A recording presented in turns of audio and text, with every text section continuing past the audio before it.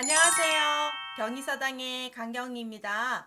오늘은 모양이 비슷한 한자 6번째 시간이에요. 칠판 보시면서 한번 모양 구분하면서 뜻 구분해 볼까요? 첫 번째부터 시작해 봐요. 첫 번째는 무거울 중과 움직일 동과 아이동자를 혼동하는데, 자, 무거울 중자 한자를 잘 보시면 어떤 모양처럼 보여요? 여러 가지 설이 있는데 이제 어떤 사람이 등에다가 짐을 지고 있는 모습이라는 설이 있어요. 자, 어떤 사람이 이렇게 있는데 여기에다가 무거운 등짐을 지었다라고 해서 그 모양을 본뜬 한자여서 사람 등에 짐을 지고 있는 모습이다. 이렇게 보셔서 그림처럼 보시면 좋겠고요.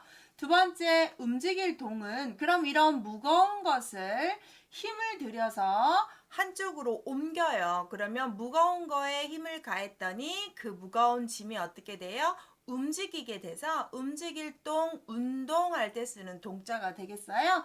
앞에 있는 한자 무거운 것에 힘을 더했더니 움직이게 되더라 이렇게 보시면 되고요. 세 번째 아이동자를 보시면 위에 설립에 아래 마을리가 되는데 원설은 설립자는 설립이 아니라 설립 밑에다가 이렇게 열십을 쓴 자서 매울신이라는 죄인한테 문신을 새겨주는 글씨예요. 고생한다는 뜻이 되고 여기서 죄인을 상징하는 한자인데 이 죄인을 마을에서 노예나 어린아이 취급을 하였더라 해서 아이동으로 쓰는데 이 매울신이 기억이 잘 안 나니까 앞에 있는 한자는 이게 위에는 설립이고 아래는 마을리로 봐서 마을에서 열심히 서서 뛰어다니는 아이들을 상징하는 한자다 해서 보시는 게 좀 더 편하지 않을까 싶어서 이런 방법도 말씀해 드려요. 첫 번째 해석이 맞는 해석인데 마을에서 뛰는 아이들도 괜찮고 이런 죄인들을 아이 취급했다, 어떤 발언권도 없는 투표권도 없는 그런 사람으로 취급을 했다 해서 아이동이라고 표현한다고 합니다. 모양 구분하시고요. 두 번째로 넘어가면 이 두 번째 어때요? 많이 혼동했던 한자들이지요. 한번 천천히 설명을 해드릴게요. 자, 늙을 노자를 보시면 위에 다 똑같이 들어가는 한자는 제가 부스에서 말씀드린 것처럼 늙다라는 한자의 뜻을 가져요. 그래서 이 아래 있는 한자는 사람인 자가 변형해서 이렇게 변했기 때문에 사람이 늙어가는 모습, 사람인의 변형자로 해서 늙다 또는 지팡이를 짚고 있는 사람이라서 지팡이라는 표현은 이게 지팡이를 상징하고요. 아래 있는 한자는 사람인으로 보셔서 사람이 늙었다, 변했다. 정말 예뻤던 사람이 점점점 나이가 들면 할머니가 되어 가잖아요. 그래서 모양이 변한 늙은이를 표현하는 한자고 그런 늙은 부모를 자식이 어떻게 해야 되냐 잘 보살펴줘야 된다 해서 아래다가 자녀를 상징하는 아들자 자녀자자를 넣어서 꼭 아들만 하는 게 아니라 딸도 하는 겁니다. 그래서 자녀들이 늙은 부모를 봉양하는 것을 우리가 효도요라고 하죠. 효도요자는 아래 자녀를 상징하는데 그래서 어른들이 이걸 이제 왠지 아들자가 위에 있는 늙을로를 업고 있는 것처럼 해서 그림들이 자녀가 부모를 업고 있는 모습을 많이 그려놓죠. 그림으로 자녀가 늙은 부모를 모시는 것은 효도요로 모시면 되고요. 자, 이 늙은 사람에다가 흰백자를 집어넣는데 여러분 흰백자에 말하다라는 뜻이 있어요. 말할 백. 그래서 고백하다. 어떤 사람이 썼다 해서 무슨 백 이렇게 쓰는 것처럼 말할 백자가 돼서 여기에서는 말하다로 해석을 하시는데 늙은 나이든 노인이 말을 하실 때 아랫사람한테 존댓말을 쓰지 않고 반말로 해요. 그래서 이놈, 저놈 하신다고 해서 놈자라고 부르고 사람자라고 부르는 한자입니다. 그래서 노인이 말할 때 놈이라 하더라 해서 놈자, 사람자 이제 문장 해석할 때는 자, 물건을 지칭하는 할자도 쓰는데요. 이렇게 보시면 돼요. 늙은 할아버지가 이놈 저놈 하시네 놈자. 그 다음 이제 이 생각할 고, 상고할 고라고 하는 한자는 아래 거 오자처럼 생겼는데 제가 아이들한테 쉽게 얘기할 때 5번 생각해 라고 해서 외우라고 하는데요. 좀 편하긴 해요. 5번 생각해, 신중하게 생각해. 그래서 신중할 때 생각하는 한자인데 원유래는 이 늙을 노자보다 약간 더 변형을 시켜서 이만큼 더 했는데 여기에 더 왔잖아요. 그래서 이 부분이 더 늙었다는 상징을 해서 자, 사람이 나이가 들어갈수록 생각의 깊이가 깊어진다는 표현 때문에 생각을 깊이 하는 노인을 상징한다고 합니다. 예, 제가 첫 번째 우스갯소리로 5번 생각해 라고 했는데 그것도 편하지만 원뜻은 나이가 들수록 생각이 깊어진다는 거. 자, 저도 아직 50대가 되지 않아서 생각의 깊이를 아직 모르지만 정말 인생을 살아가면서 생각의 깊이와 여유가 생기는 걸 좀 느끼긴 합니다. 그래서 여기에서도 나이가 들었을 때 어때요? 깊이 생각한다 이렇게 해서 이 늙을로가 들어가는 한자는 아랫부분에 어떤 자가 들어가느냐에 따라서 정리하시면 쉽게 할 수 있어요.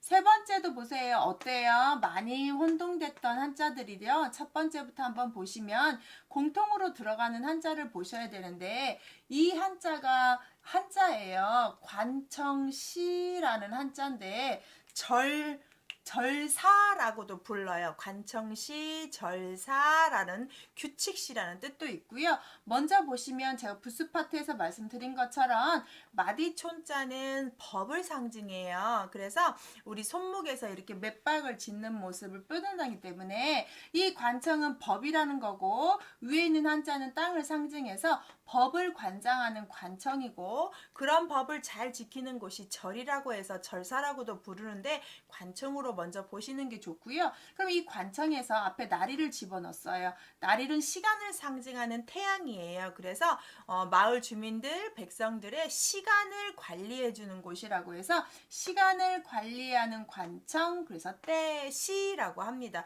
요즘은 흔하게 시계를 다 갖고 있지만 옛날에는 시계가 아주 귀중했기 때문에 그런 시, 때, 계절, 씨앗 뿌리는 것까지도 관청이 다 관여를 하잖아요. 그래서 시간을 관리해주는 관청에서 때시를 썼고요.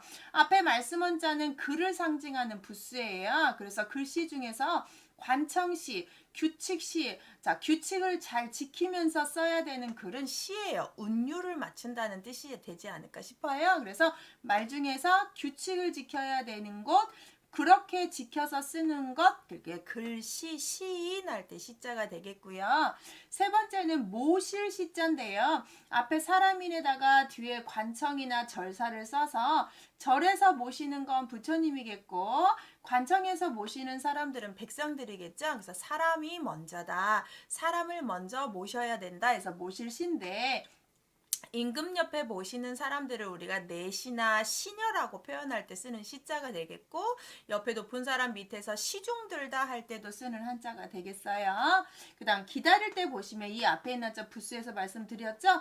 단일 행자의 반절자지만 걸어 다닌다는 뜻이 돼요. 자, 내가 걸어갑니다. 어디를 걸어가요? 관청을 걸어가는데 관청에 다 도착해서도 내 순서가 될 때까지 용무를 볼 수가 없죠. 그래서 내가 관청에서 나의 순서를 기다리다 해서 기다릴 때 대기실 할 때 쓰는 대자가 되겠죠. 기다릴 때 학수고대 하다 할 때도 대자 기다릴 때 관청에서 내 때를 기다리는 걸어가는 모습에서 기다리는 사람을 상징하면 되겠어요. 그래서 이 뒤에 있는 한자들을 잘 보시고 똑같이 들어갔는데 발음이 이 관청 시 때문에 시 가다가 이쪽 부분은 대 발음으로 약간 바뀌니까 조심하시는데 이렇게 관청 시가 들어간 자는 정말 많아요. 제가 한번 모양이 비슷한 한자에서 다루긴 했지만 의미 같은 한자로 쭉 변하는 한자들에서 한번 더 다뤄 드릴게요.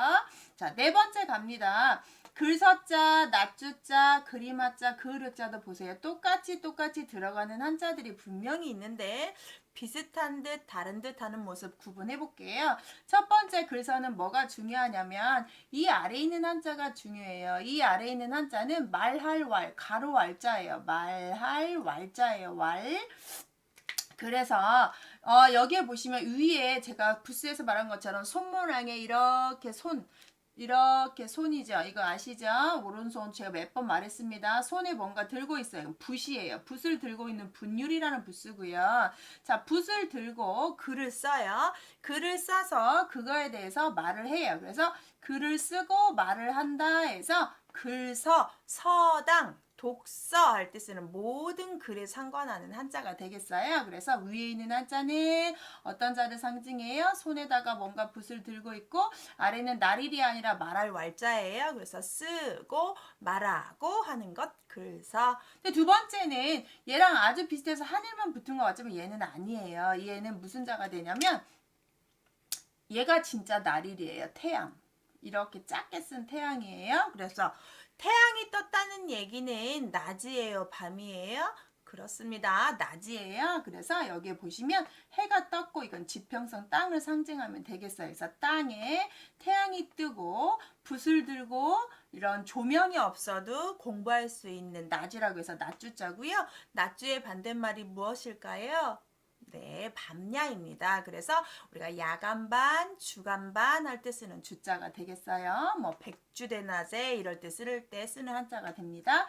그림 한자를 보시면 밭전으로 구분을 하시는데 이 밭자는 지금은 말하는 밭이에요. 자, 영인의 밭, 철순의 밭, 뭐 민준이네 밭, 서연이네 밭 이렇게 밭이 있어요. 어떤 밭의 주인이 있다면 그 밭의 주인을 그림으로 그려놓는 건데 붓을 들고 밭 구역을 그려놔서 이렇게 그려놓는다는 걸 그린 거예요. 그래서 그림 화자가 되니까 정확히 말하면 밭 경계상 그으면서 구역을 나눴던 지도가 되겠습니다. 그래서 붓을 들고 밭 구역을 구분하다 해서 그림 화자입니다.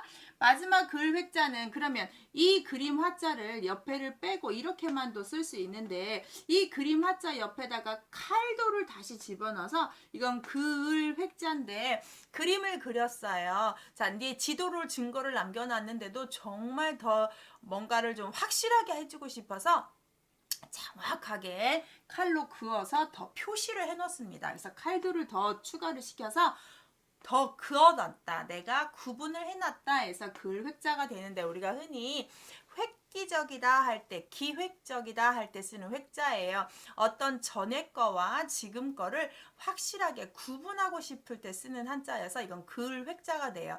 뭔가를 확실하게 구분할 때 쓰는 한자가 되겠습니다. 그래서 구분한다는 말로 칼도를 더 썼다고 합니다. 모양이 상당히 비슷하지만 표현하는 부스들이 약간 다르니까 그걸로 구분한다면 정말 쉽습니다. 제가 다시 한번 말씀드리지만 한자는 그림이에요. 그림이기도 하고 약속이기도 하고 한자 만드는 규칙 제가 말씀 동영상에 올렸잖아요. 한자를 만드는 규칙은 6가지가 있지만 제일 많이 하는 것들은 음과 뜻을 결합하는 형성자예요. 거기에서 뜻을 담당하는 한자는 다 부스가 담당하기 때문에 모양이 아무리 비슷해도 추가되는 아이들만 앞에다 붙이고 음을 그대로 갖다 쓰신다면 어떤 한자든 간에 쉽게 읽을 수가 있고 이해할 수 있습니다. 요즘은 쓰기보다는 읽기가 주가 되는 세상이기 때문에 한자 쓸 일이 많이 없잖아요. 그래서 제 영상 보시고 한자를 쉽게 구분하는 방법들을 좀 보면 좋겠어요. 그럼 정말 재밌고요. 그러다 보면 더 읽게 되고 쓰게 될 수 있지 않을까 싶습니다. 마지막으로 자 5번 보면 마을촌자에도 똑같이 마을촌과 제목제자에 똑같이 나무목이 들어갔는데 여기에 보시면 나무가 우거진 숲에 마디촌자에는 촌수촌, 친척촌이라는 뜻이 있어요. 그래서 시족사회 옛날엔 교통이 발달하지 않기 때문에 멀리 시집을 갈 수가 없고 장가를 갈 수가 없어서 건넌마을 정도까지만 시집과 장가를 보내요. 그러다 보면 크게 마을을 같이 쓰게 되잖아요. 그래서 촌수, 친인척들이 마을에 살아서 마을촌이라고 하고요. 얘는 재료제자예요. 그런데 나무로 그다음 뒤에 있는 한자는 제주제라고 해서 발음 역할을 하는데 나무로 만들 수 있는 게 상당히 많지요. 요즘 뭐 플라스틱이나 쇠가 많이 나오는 세상이긴 하지만 옛날 이 자가 썼던 시대에는 나무로 할 수 있는 일이랍니다. 그러면 나무로 가구도 만들고 도마도 만들고 칼 손잡이도 만들고 곡괭이 손잡이도 만들고 뭐 여러 가지 만들 수 있잖아요. 밥상도 만들고 그릇도 만들고 그래서 나무를 여러 가지로 재주 있게 썼다고 해서 재료로 썼다 해서 재료제로 보시면 됩니다. 그래서 뒤에 뭐가 왔느냐에 따라서 발음이 바뀌기 때문에 어렵지 않아요. 여섯 번째 보시면 조개패에서 잘 보시는데 이렇게 조개패라는 한자는 어떤 자를 상징한다고 했죠? 네, 맞아요. 돈을 상징해요. 돈이고요. 가운데 있는 한자들은 뭐가 돼요? 그물망이 돼요. 자, 그물망이라는 표현은 뭔가 물건을 담아올 수 있는 그릇, 보자기가 되겠고요. 위에 있는 한자는 선비사가 아니라 날출자입니다. 제가 이 한자를 보시면 이렇게 날출인데 날출자가 선비사에서 이쪽이 없어지게 되는 한자잖아요. 그래서 선비사가 아니라 날출이에요. 물건을 내와서 파는 사람에서 앞에는 팔매, 물건을 바구니 그물에다 담아왔기 때문에 살매. 그래서 우리가 물건을 사고 팔다 할 때 쓰는 한자로 매매라고 합니다. 자, 조개패 돈이다. 그물망 가져오는 바구니다. 위에 날출자의 변형이다. 근데 너무 어려우면 위에 있는 한자를 물건을 뭘 이고 와서 파는 사람이구나 해서 팔매, 아무것도 없고 돈만 가져갔구나 그러면 살매 이렇게 하셔서 쉽게 외우시면 되고요. 자, 마지막 7번 한자 보시면 어때요? 많이 혼동된 한자죠. 첫 번째는 벼슬관이고 얘는 집궁자인데 자, 벼슬관 볼까요? 다 집이에요. 집이긴 집인데 어떤 집이냐면 벼슬아치들이 근무하는 집인데 그러면 이거는 개인 집인지 나라에서 공무원들이 일하는 집인지를 알 수 있으려면 표시를 해놔야 되는데 이게 표시래요. 이게 깃발 모양이라고 합니다. 그래서 그런 관공서 나라를 위해서 일하는 집들에 여기는 나라에서 일하는 관과입니다. 관아입니다. 라고 깃발을 걸어놨대요. 그래서 그 깃발 모양. 깃발이 걸려있는 집은 관리들이 일하는 곳이다 해서 벼슬관이라고 표현을 했고 얘는 집궁은 임금이 사는 집인데 임금이 사는 집은 상당히 집이 넓고 지붕이 높잖아요. 근데 요즘같이 드론을 띄워서 궁궐을 사진을 찍는다고 하면 집과 지붕이 막 연결되어 있는 모습이 보일 거예요. 임금의 거동에 따라서 쭉 하기 때문에 그래서 이거는 집이 이렇게 지붕이 연결돼 있는 걸 똑 따다가 써서 지붕이 많은 곳, 지붕이 서로 연결돼 있으면서 큰 곳, 거기는 어디냐? 그래서 궁궐이다 해서 집궁자라고 합니다. 그래서 이건 지붕 모양이라고 해서 집궁자를 구분합니다. 자, 오늘은 여기까지 이렇게 수업을 할 건데요. 모양이 비슷한 한자들은 모아서 보시면 좋겠고요. 반복해서 보시면 쉽게 구분하실 수 있습니다. 다음에 또 만나고요. 좋아요, 구독, 알림 설정 부탁드립니다. 감사해요.